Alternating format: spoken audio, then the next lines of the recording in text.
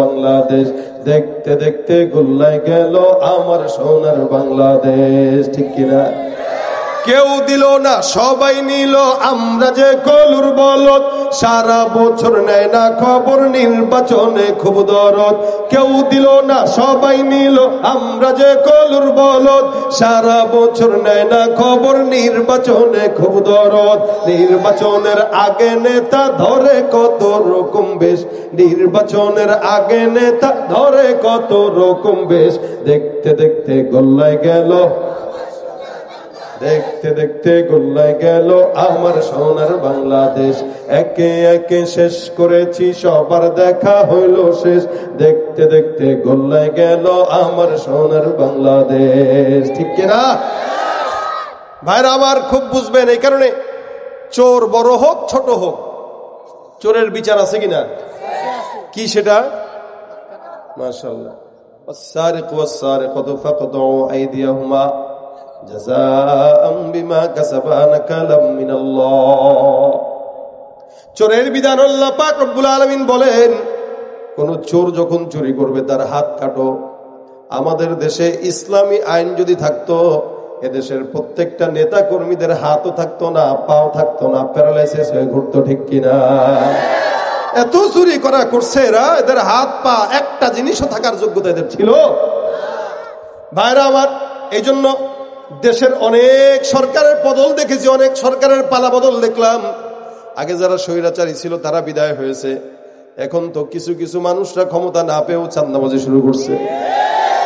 ক্ষমতা পাইলে জানি কি করে, কি বলেন? ঠিক না? এই কারণে এই ক্ষমতার পালা বদল আর চাই না। যতদিন ইসলাম না আসবে শান্তি দেশে আশা করা যায় না। কোরআন সুন্নাহ ছাড়া কোনো শান্তি আছে? ভাইরা আমার, এই কারণে আবু হুরায়রা রাদিয়াল্লাহু তাআলা দেখেন, চোরকে ধরবেন, নবী করিম বলে দিলেন, আবু হুরায়রা চোরটা আবার আসবে। পরের দিন রাত্রিবেলা আসলো। আবু হুরায়রা রাদিয়াল্লাহু তাআলা সুন্দর করে চোরকে ধরলেন। ধরার পর ডাক দেয়া কয়, ব্যাপার কি? গত রাতে তোমাকে ছাড়লাম, তুমি মাওলার কসম খাইছো আর আসবা না বলে, আল্লাহর কসম খেয়ে আসবা না বললা, কিন্তু এখন আবার তুমি কেন আসলা? আবু হুরায়রা রাদিয়াল্লাহু তাআলা ডাক দেয়া বলেন, বারবার তোমাকে বিদায় করার জন্য আমার বলার মতো যোগ্যতা নাই। গতকালকে বিদায় করেছি, আজকে কিন্তু বিদায় করব না। আমার পয়গম্বরের কাছে তোমাকে সকালে নিয়ে যাব, রাসূল করিম সাল্লাল্লাহু আলাইহি ওয়াসাল্লামের কাছে নিয়ে যাবে। এই কথা শোনার পর ওই চোরের দিলের ভিতরে ভয়, যদি নবী করিম সাল্লাল্লাহু আলাইহি ওয়াসাল্লাম দেখে ফেলে তাহলে তো টেনশন, না জানি আবার কোন বিচার কার্যক্রম করে দেয়। আবু হুরায়রা তাকে ছাড়ে না, বারবার চোর রিকোয়েস্ট করে, ভাই আমাকে এবারের মতো মাফ করে দেন। বারবার সন্তানের কথা বলে, বিবির কথা বলে। চোখ দিয়া পানি দেখার পর আবু হুরায়রার দিলের মধ্যে দয়া লেগে গেছে। আবু হুরায়রা ডাক দেয়া বলেন, ঠিক আছে যাও, আজকের মতো ছেড়ে দিলাম। চোর বিশাল কসম টসম খায় আবু হুরায়রার থেকে ছুটে যায়।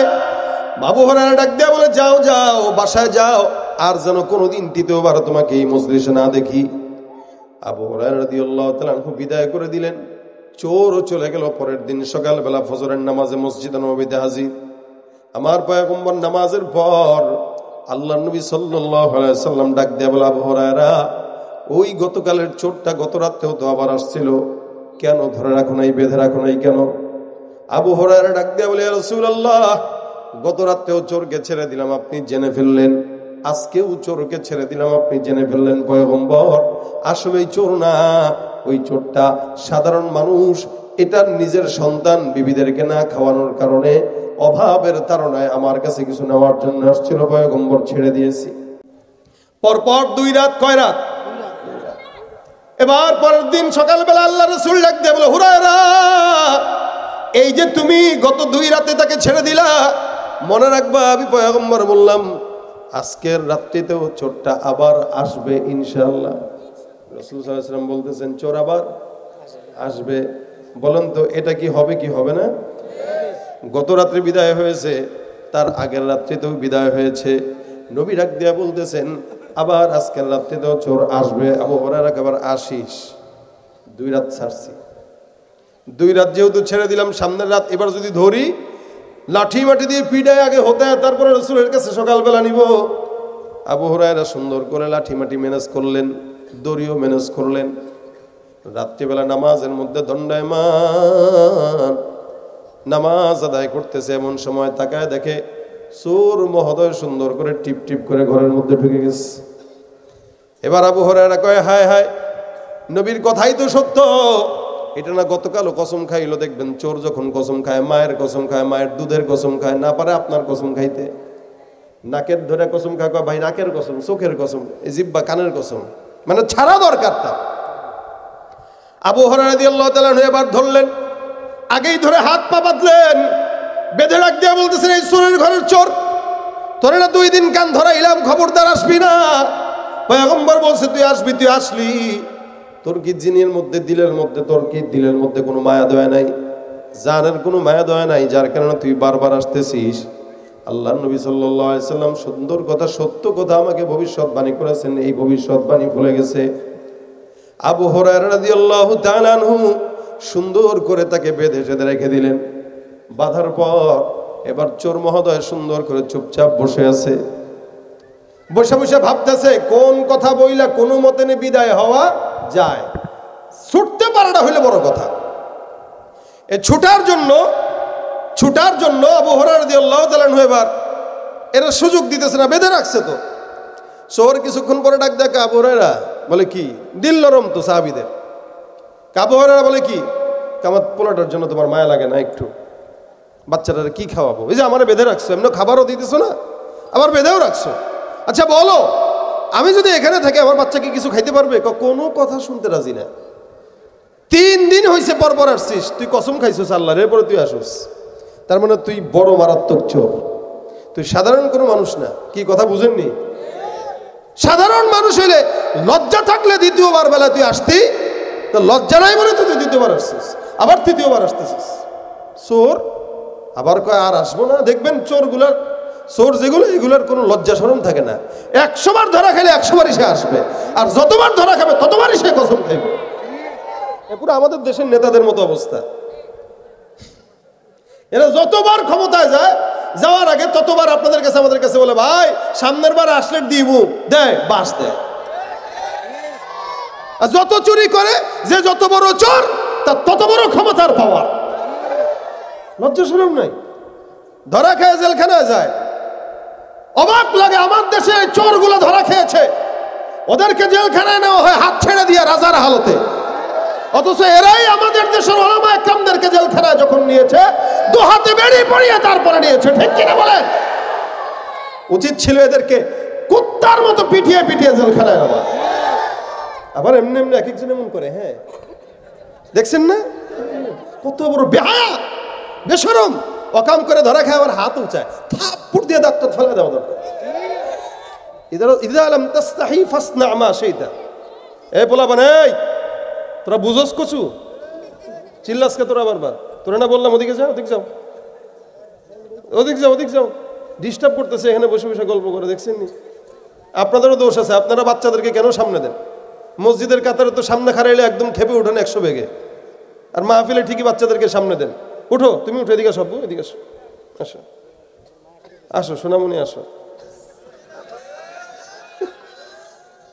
মুশকিল ভাই, আসো, তুমি এই সাইডে বসো, তুমি এই সাইডে বসো। সোনামণিরা আসবে, কিন্তু এদেরকে বসানোর সুযোগ ব্যাপার আছে তো। সিস্টেম কি, ফাঁকে ফাঁকে বসাবেন, না দুষ্টামি করবে, মুশকিল, তো বুঝেও না। বকা দিছি বা গালি দিব, পরে কষ্ট পাবে, ধমক দিলে কষ্ট পাবে। তা আমার দেখেন, উচিত ছিল এদেরকে পিটায় পিটায় নেওয়া, কিন্তু এদেরকে রাজার হালতে নেওয়া হচ্ছে। আবার এরাও কতদিন পরে যদি আবার কোনোদিন আসে, দেখবেন তখন পাওয়ার আরো বাড়বে। চোর যে বারবার আসবে। আমি ভাই এক দলরে বলতেছি না, বাংলাদেশে যারা ইসলাম কেন্দ্রিক বাদ দিয়ে যারাই রাজনীতি করে, সবগুলো একই হাল। এই জন্য এই দেশে আমরা অনেক দল দেখেছি, অনেক মত দেখেছি, ইসলাম ছাড়া আর কোনো কিছু চিন্তা করার সময় নাই। অনেক দেখেছি আমরা। রাসূল বলেছেন, ইদা লাম তাস্তাহি ফাসনা মা শাইতা। যখন লজ্জা থাকে না, যা মন চায় তাই করে, আর লজ্জা থাকলে কিছুই করে না। আর চোর যেগুলো, এদের লজ্জা থাকেও না, কারণ এরা চেষ্টা হয়ে যায়। সেটা টাকা চোর হোক, ক্ষমতার চোর হোক, অথবা ওই কাগজ চোর হোক, বা ঘরের শীত কাটা চোর হোক, যেই চোরই হোক, চোর তো চোরই। কেউ নিচু পর্যায়ের, কেউ উঁচু পর্যায়ের। মুশকিল হলো আমার সমাজে নিচু পর্যায়ের চোরকে পিটানি দেওয়া হয়, উঁচু পর্যায়ের চোরকে আসসালামু আলাইকুম দেওয়া হয়। ভাইরা আমার, আবু হুরায়রা রাদিয়াল্লাহু তাআলা আনহু এবার চোরকে বাঁধলেন। চোর বলতেছেন, আবু হুরায়রা দিলের মধ্যে মায়া লাগে না? আমার সন্তান ঘরের মধ্যে একা, মা খাইতে পারে না, বাবা খাইতে পারে না। আবু হুরায়রা কয় এটা মুখস্থ হয়ে গেছে, বুঝেন নাই? 2 দিন শুনছি তো, এবার ভিন্ন কোনো কথা ক। চোরও চিন্তা করছে, না না, ভিন্ন কথা ছাড়া মুক্তি পাওয়া যাবে। গত 2 দিন বাচ্চা আর সন্তান আর মা বাবা বিবির অজুহাত দিয়া বাঁচছে, আজকেও একই কথা বললে কেমনে হয়? ভিন্ন কথা বলা দরকার। এবার চোর ডাক দেখা, আবু হুরায়রা বলে কি, নতুন কিছু কইবি নি? হ, নতুন কিছু। চোর ডাক দেয়া বলতেছে, ভাই তোমার আমি এমন একটা কোরআনের আয়াত শিখাবো যেটা তুমি জানো না। সুবহানাল্লাহ কয় না? কে কইতেছে? চোর বলতেছে। আবু হুরায়রা কি কি শিখাবি? কোরআনের আয়াত। সত্যি কোরআনের আয়াত? তুই চোর? চোর হইলে কি হয়েছে? ইমান ঠিক আছে তো? আমাদের দেশের চোরদের ইমান ঠিক আছে। দেখবেন চোরের মুখেই কিন্তু আমরা এতদিন ধর্মের কথা শুনতাম। সবকিছু ওর ওদিকে নিয়ে না লেগে যায় আর কি বলতেছি। আবু হুরায়রা রাদিয়াল্লাহু তাআলা বলতেছেন, চোর তুমি আমার ইসলাম শিখাইবা, কোরআন শিখাইবা? কহ, আমার চোর মনে করেন না, আমি কিন্তু সাধারণ জিনিস না, আমি মারাত্মক জিনিস। আমি যেটা জানি ওইটা আপনি জানেন না, 100% বলে দিলাম। আবু হুরায়রা কয়, আরে আমি তো কোরআনই শিখতে চাই, হাদিসই শিখতে চাই। যদি তুমি কোরআনের নতুন কিছু জানো আমার শেখাও, আমি তোমাকে ছেড়ে দিব। নতুন কিছু, আগের কথা না, নতুন কিছু। আবু হুরায়রা, কোরআনে এমন একটা আয়াত আছে যে আয়াতটা আমি জানি, ওই আয়াতটা তুমি জানো না, যার কারণে আমি তোমাকে বললাম ওই আয়াতটা যদি তোমাকে শিখায় দেই, তুমি বলো আমাকে তুমি এখান থেকে নাজাত দিবা কিনা, নবীর সামনে নিবা না, এটার ওয়াদা দাও। চোর ভয় পেয়ে গেছে, রাসূলের সামনে গেলে না জানি আবার কি বিপদে পড়ি। আবু হুরায়রা ডাক দিয়া বলে, ঠিক আছে, তোমাকে আমি কথা দিলাম, এখানে তুমি যদি আমাকে কোরআনের আয়াত শিখাও যেটা আমি জানি না, যদি জানি তাহলে হবে না, এমন আয়াত শিখাবা, এমন ফজিলতপূর্ণ জিনিস শেখাবা যেটা আমি জানি না, ওইটা যদি শিখাইতে পারো তোমাকে আমি ছেড়ে দেওয়ার ওয়াদা করে দিলাম।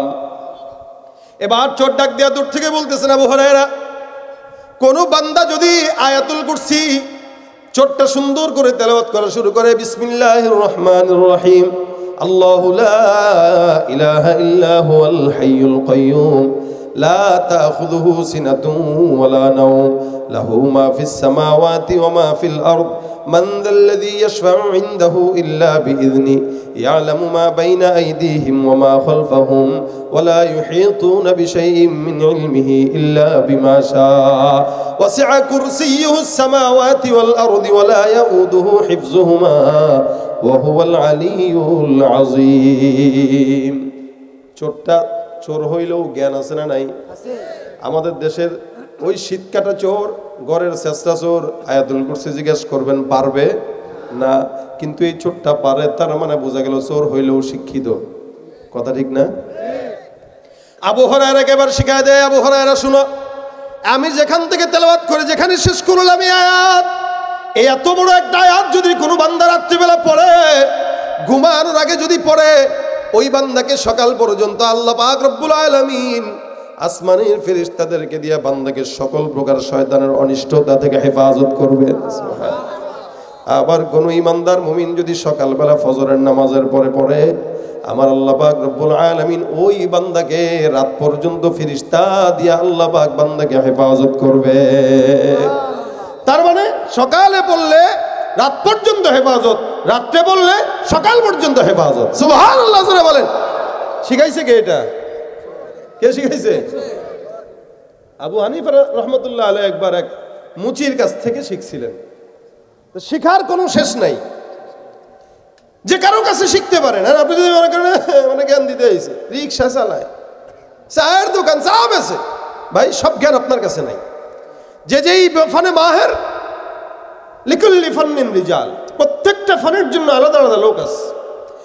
আমি ওয়াজ জানি, গজল জানি, আপনি অন্য কিছু জানেন, আপনি যেটা জানেন আপনার কাছে শিখতে গেলে সেখানে আপনার কাছে যাওয়া লাগবে, আবার আমারটা শিখতে গেলে আমার কাছে আপনার আসতে হবে। চোর সুন্দর করে শিখাই দিল, সকালবেলা তেলাওয়াত করবা, রাত পর্যন্ত হেফাজত করবেন কে? রাত্রিবেলা তেলাওয়াত করবা, সকাল পর্যন্ত হেফাজত করবেন কে? আল্লাহ। আবু হুরায়রা কয়, আহা, এমন চমৎকার ইলম আমার জানা ছিল না। আমি আল্লাহর কাছে শুকরিয়া করি তোর মতো একটা শিক্ষিত চোররে ধরতে পারছি। আবু হুরায়রা তো খুশি। হ্যাঁ ঠিক আছে, যা যা তাড়াতাড়ি বেটা, গোল খুলে দিছে, ভাগ ভাগ ভাগ, কোনোদিন আর আসিস না। তুই ভালো জিনিস শিখাইছিস আমার ভাই, তোর শুকরিয়া, তোরে অন্যায় সব মাফ করে দিস, রসুলের কাছে তোরে নেবো না, তুই তাড়াতাড়ি ভাগ। চোর তো মোটামুটি এ পারো দৌড় ও পারো দৌড়। রাসূল সাল্লাল্লাহু আলাইহি ওয়াসাল্লাম সকালবেলা হাজির, এসে ডাক দিয়া বলে, আবু হুরায়রা, কোথায় গত রাতের চোর কেনা ধরার কথা? কোথায় চোর? বাধা থাকার কথা তুমি না বলছো বেঁধে আমার কাছে নিয়ে আসবা, কিন্তু চোর দেখি না, তোমাকে দেখতেছি। আবু হুরায়রা কে, ইয়া রাসূলুল্লাহ মাফ করবেন, ভুল হয়ে গেছে, একটা মিস্টেক হয়ে গেছে। বলে কিসের মিস্টেক? নবী আপনি তো বলছেন তাকে ধরে আপনার কাছে নিয়ে আসার জন্য, কিন্তু আমি পারলাম না। বলে কেন? চোরটা মারাত্মক জ্ঞানী চোর, মারাত্মক চালাক চোর। গত 2 দিন বিবির কথা, মায়ের কথা বলে, সন্তানের কথা বলে বিদায় হয়েছে। আজকে যখন বিবির কথা বলল, আমি তার কথা শুনতে রাজি না, সে নতুন জিনিস আমার শোনাইলো। নবী করিম সাল্লাল্লাহু আলাইহি ওয়াসাল্লাম বলেন, কি শুনলা? আল্লাহর হাবিব সাল্লাল্লাহু আলাইহি ওয়াসাল্লামকে আবু হুরায়রা ডাক দেয়া কয়, হুজুর, চোরটা আমার ডাক দেয়া বলতেছে, কোন ইমানদার বান্দা যদি সকালবেলা রাত্রিবেলা আয়াতুল কুরসি তেলাওয়াত করে, আমার আল্লাহ পাক ওই বান্দাকে শয়তান জিন্নাত থেকে হেফাজত করে, ফেরেশতার মাধ্যমে বান্দারে হেফাজত করবে। চোর আমাকে এই কথা বলার শর্তে ছেড়ে দেব, এই শর্তে আমাকে এই জিনিসটা শিখাইলো। ইয়া রাসূলুল্লাহ, তার কাছে আমি ওয়াদাবদ্ধ ছিলাম, সে আমাকে কোরআনের একটা জ্ঞান শিখাবে, আমি তারে মুক্তি দিব। পয়গম্বর সে আমাকে এই জ্ঞানটা দিল, যার কারণে মুক্তি দিলাম। নবী ডাক দিয়া বলেন, ইন সাদাকাকা, যদিও সে তোমার কাছে সত্য বলেছে, ফাহুয়া কাযুব, মনে রাখবা চোরটা যা বললো সত্য বললো, তবে সে সত্যবাদী না, সে হলো মিথ্যাবাদী। আবু হুরায়রা ডাক দিয়া বলেন, ইয়া রাসূলুল্লাহ, এটা তাহলে কে, চোর নাকি অন্য কিছু? রাসূল সাল্লাল্লাহু আলাইহি ওয়াসাল্লাম ডাক দিয়া বলেন, দাকা শাইতান, এটা চোর নয়, এটা হলো ইবলিস, শয়তান। এবার বুঝছেন নি চোরের পরিচয়? কথা কয় না। তার মানে এটা কি মানুষ না শয়তান? কে ছিল? শয়তান। শয়তান মানুষের সুরতে, চোরের সুরতে আইসা সম্পদ নষ্ট। এই জন্য বলে না, খাবার ঢেকে রাখবেন, বিসমিল্লাহ বলে খাবার নিবেন, বিসমিল্লাহ বলে রাখবেন। কেন? খাবারের বরকত যেন নষ্ট না হয়। এটাই বিসমিল্লাহ না থাকলে শয়তান আইসা ওটার বরকত নষ্ট করে দিয়ে যায়। শয়তানের কাজই হইলো আপনার পকেটের বরকত নষ্ট করবে, খাবারের বরকত নষ্ট করবে, হায়াতের বরকত নষ্ট করবে, সব কিছুর বরকত নষ্ট করবে। বরকত থেকে বাঁচতে গেলে এগুলো পড়া দরকার। এখন ওই যে মাল, সদকাতুল ফিতরের মাল, শয়তান আসছিল নষ্ট করার জন্য, কিন্তু শয়তান দেখছে কিরে সারা তো আর পাইতেছি না, যার কারণে তারে আমাদের যে একটা মূল গোপন তথ্য আছে, যেটা পড়লে আমাদের থেকে বাঁচতে পারবা, ওইটাই শিখাই দিয়ে গেছে। রাসূল বলেন, এইটা চোর না, এটা শয়তান। যেহেতু তোমার কাছে ধরা পড়ছে আর আমার সামনে আসলে তো আরো বিপদ, আমার সামনে থেকে বাঁচার জন্য তাদের গুপ্ত ভেদ যেই আছে, ওই জিনিস তোমাকে শিখাই দিয়ে সে বাঁচতে পারছে। মনে রাখো, সে শয়তান হইলেও যেটা শিখাইছে ওটা সত্য কথা।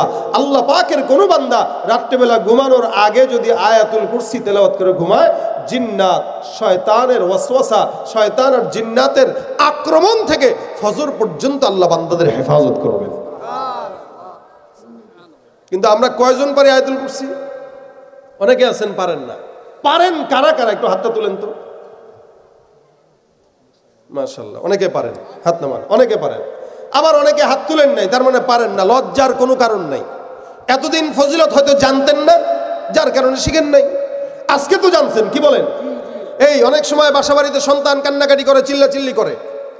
সন্তানকে চিল্লাচিল্লি বন্ধ করার জন্য রাত 3টার দিকে আপনি পেরেশান, কার কাছে নেব, কোন হুজুরে ফোন দেবো, কোন হুজুরের দোয়া নেবো? ভাই হুজুর দরকার নাই, আপনি নিজে আয়াতুল কুরসি পড়ে সন্তানের মাথায় ফু দিয়ে দেন, ইনশাআল্লাহ থেমে যাবে।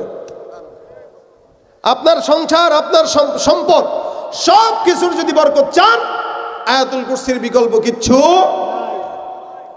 আরেক সাহাবী উবাই ইবনে কাব রাসূলের অন্যতম সাহাবী উবাই ইবনে কাবের একটা বাগান ছিল, খেজুরের বাগান। উনি বলেন আমি বাগানে ঢুকলাম, বাগানে ঢোকার পর একটা যুবক দেখলাম, যুবকের চেহারা কেমন জানি ভয়ঙ্কর। আমি তাকে জিজ্ঞাসা করলাম তুমি কি মানুষ নাকি জিন্নাত? উবাই ইবনে কাব ডাক দেয়া আমি জিজ্ঞাসা করলাম মানুষ নাকি জিন্নাত? ওই যুবকটা ডাক দেয়া বলে আমি জিনদের মধ্য থেকে অন্যতম যুবক, আমার মতো শক্তিশালী জিন আমাদের জিনদের সমাজের মধ্যে আর কেউ নাই। তার মানে জিন্নাতের মধ্যে সবচাইতে শক্তিশালী শয়তান হলো ইবলিস। এবার আবু ইবনে কাব ডাক দেয়া বলতেছেন তুমি যে জিন, হাতটা একটু দেখাও তো দেখি, টেস্ট করি, ট্রাই করি। হাত দেখাইলো। উবাই ইবনে কাব বলে আমি তার হাতটার দিকে তাকায় দেখলাম কুকুরের মতো হাত আর কুকুরের মতো হাতের পশম। আমি নিশ্চিত হয়ে গেলাম এটা আসলেই শয়তান, জিন্নাত। মনে রাখবেন জিন্নাত যারা, এরা আপনার মতো আমার মতো মুরব্বী হয় না, এরা আজীবন বুড়া থাকে, জোয়ান থাকে, এদের যৌবন কোনোদিন নষ্ট হয় না। জিন্নাতদের হালত ভিন্ন, মৃত্যু আসে, বয়স বাড়ে, কিন্তু এদের যৌবন থাকে, এদের শক্তি থাকে। এই জিন্নাতটা উবাই ইবনে কাব ডাক দেয়া বলতেছেন তুমি আমার এখানে কেন আসলা? বলেন সম্পদের বরকত নষ্ট করার জন্য আসলাম, তোমার এখান থেকে কিছু নেওয়ার জন্য আসলাম। উবাই ইবনে কাব ডাক দেয়া বলতেছেন তোমাদের এই সমস্ত অনিষ্টতা থেকে বাঁচার জন্য আমাদেরকে একটা আমল শেখায় দাও তো, কোন দোয়াটা বললে তোমাদের অনিষ্টতা থেকে বাঁচতে পারবো? উবাই ইবনে কাবকে জিন্নাত ডাক দেয়া বলতেছে উবাই ইবনে কাব, কোন বান্দা যদি আয়াতুল কুরসি তেলাওয়াত করে আমার আল্লাহ পাক রব্বুল আলামিন ওই বান্দাকে আমাদের মতো শয়তান জিন্নাতের কবল থেকে হেফাজত করবে। দেখেন এটা কিন্তু একদম অথেন্টিক জায়গার তথ্য। কে মানে যার থেকে মুক্তি পাওয়ার জন্য আপনি চেষ্টা করেন সে শিখাইতেছে। আমি জানি আমার দুর্বলতা কোন জায়গায়, আপনি জানেন আপনার দুর্বলতা কোন জায়গায়। আর আপনি যদি শত্রুকে বলে দেন তার মানে শত্রুকে আপনি সুযোগ করে দিলেন। আর আপনি যখন বলবেন, আমি যখন বলবো ভাই আমি এই জায়গাটায় দুর্বল, ও ওই জায়গাটায় দুর্বল, তখন বুঝতে হবে এই যেটা বলছে এটাই বাস্তব, এটাই সত্য। তো শয়তান নিজে বলতেছে, জিন্নাত নিজে বলছে যে ভাই তোমরা যদি আমাদের কাছ থেকে বাঁচতে চাও আয়াতুল কুরসি পড়ো, আয়াতুল কুরসি তেলাওয়াত করবা, আল্লাহ পাক আমাদের থেকে হেফাজত করে দিবে। এই জন্য নবী করিম সাল্লাল্লাহু আলাইহি ওয়াসাল্লাম বলেন মান ক্বারা আয়াতুল কুরসি ফি দুবুরি কুল্লি সালাতিন মাকতুবা, 5 ওয়াক্ত নামাজের পরে কেউ যদি পড়ে, আল্লাহর নবী সাল্লাল্লাহু আলাইহি ওয়াসাল্লাম বলেন লাম ইয়ামনাহু মিন দুখুলিল জান্নাতি ইল্লা আইয়ামুত, ওই ব্যক্তিটাকে জান্নাত থেকে মৃত্যু ছাড়া অন্য কোনো জিনিস বাধা দেওয়ার মতো কেউ নাই। তার মানে আয়াতুল কুরসি তেলাওয়াত করলে শয়তান থেকে বাঁচা যায়, আয়াতুল কুরসি তেলাওয়াত করে জিন্নাত থেকে বাঁচা যায়, আয়াতুল কুরসি তেলাওয়াত করে আল্লাহর জান্নাতে যাওয়া যায়। আজকে থেকে নিয়ত করবেন যে আমরা আয়াতুল কুরসি পড়বো ইনশাআল্লাহ। শিখা লাগবে কিনা কথা বলে না? যারা পারেন না এরা শিখবেন, যারা পারেন না এরা শিখবেন। কোরআন শরীফ এখন মোবাইলেই পাওয়া যায়, আয়াতুল কুরসি সার্চ দিলে ইউটিউবে শোনা যায়। তা আপনার যদি শিখতে মন চায় আপনি ইউটিউব দেখে শিখতে পারেন, কোরআন দেখে শিখেন। আপনার নিজের কল্যাণের জন্য, নিজের হেফাজতের জন্য আপনার শিখা দরকার আছে না নাই? 5 ওয়াক্ত নামাজের পরে পড়তে আর কতক্ষণ লাগবে? আয়াতুল কুরসি পড়তে 1টা মিনিটই লাগবে, এর বেশি কি লাগে? অল্প সময়, ধরলাম 2 মিনিট।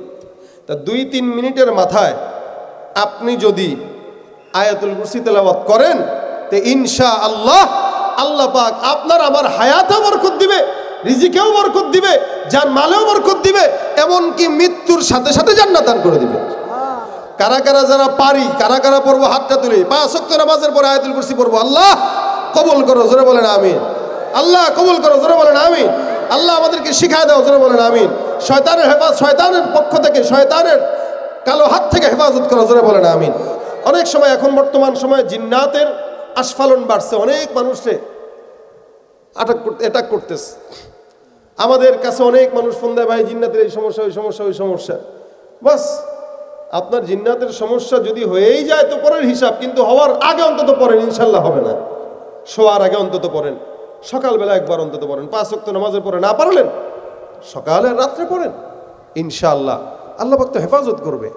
এই জন্য ভাই এক একটা প্রোগ্রাম থেকে এক একটা জিনিস নিব, এটা আমাদের মাহফিলের মূল কামিয়াবি। এক একটা মাহফিল থেকে এক একটা জিনিস নেব, এটা মূল কামিয়াবি। আল্লাহ পাক যেন আমাদেরকে আজকের মাহফিল থেকে এই জিনিসটার আজমত বাসা পর্যন্ত নেওয়ার তৌফিক দান করে। সবাই যদি নিয়ত করেন ইনশাল্লাহ নিজের ঘরে কিভাবে বরকত আসবে কল্পনাও করতে পারবেন না। কিভাবে আপনার সম্পদে বরকত আসবে কল্পনা করতে পারবেন। টাকা রাখতেছেন জমায়া, সুন্দর করে টাকার ভিতরে আয়াতুল কুরসি তেলাওয়াত করে ফু দিয়ে দেন, আল্লাহ পাক বরকত দিয়ে দিবে টাকায়, টাকার বরকত নষ্ট হবে না। খাবার রেখেছেন, আয়াতুল কুরসি তেলাওয়াত করে ফু দিয়ে রাখেন, খাবারের বরকত নষ্ট হবে না।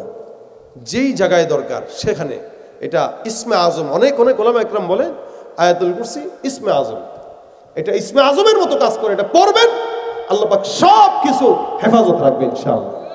আল্লাহ পাক আমাদেরকে আমল করার তৌফিক দান করুক, জোরে বলেন আমিন। এর শুরুতেই কিন্তু আল্লাহ পাকের পরিচয় যে এটার শক্তিশালী কেন, আল্লাহু লা ইলাহা ইল্লা হুয়াল হাইয়ুল কাইয়্যুম। আরে এটা যে কাজে দিবে সেই তো একক, সে চিরঞ্জীব। পড়বা, ওই চিরঞ্জীব আল্লাহ তোমার সবকিছু হেফাজত করে দেবে ইনশাআল্লাহ। আল্লাহ আমাদের আজকের মজমার সব আলোচনা কবুল করুক, আল্লাহ পাক সব ভুল ত্রুটি ক্ষমা করুক, আমাদের সবাইকে এটা শিখার এবং আমল করার তৌফিক দান করুক। ভাইরা আমার, প্রোগ্রাম আপনাদের ইনশাআল্লাহ, এরপরের আলোচক আসবেন। আমরা কেউ উঠাউঠি করব, কথা বলেন, উঠবো। কারা কারা মোনাজাত ছাড়া যাবেন হাতটা তুলেন তো। না ঠিকই বলেন, কিন্তু সমস্যা হইল না বলে ঠিকই উঠে যায়, না বলে ঠিকই চলে যায়। তার মানে আমার কাছে ওয়াদা করলো আর ওখানে যা মিথ্যা কথা বললো, উঠে গেল সাথে সাথে। এই জন্য আমরা শেষ পর্যন্ত থাকবো। আলহামদুলিল্লাহ, এখানে পাগড়ি পাবে কেউ? দুইটা ছেলে এখানে মাদ্রাসা আছে। আচ্ছা, পাশে একটা মাদ্রাসা আছে, আলহামদুলিল্লাহ। উনি বলবেন পাগড়ি পাবে ছাত্ররা, বসবো। তারপরে আমাদের কই, উনি কই? ও আচ্ছা, আলহামদুলিল্লাহ। আমাদের মুফতি রেজওয়ান রফিকি সাহেব উনি চলে আসছেন, আলহামদুলিল্লাহ। উনি আসবেন, ডাকবেন, আলহামদুলিল্লাহ উনি আসবেন। আসলে ইনশাল্লাহ আমরা ওনাকে, ওনাদের ছাত্রদেরকে পাগড়ি দেব। যে সমস্ত ছেলেরা পাগড়ি পাবে আল্লাহ পাক যেন এদেরকে আলেমে রব্বানি হাক্কানি হিসেবে কবুল করে, বলেন আমিন। ভাইরে, আপনারা বহুত চালাক লোক। এই মিয়া, আপনি ওয়াসওয়াসা দেন।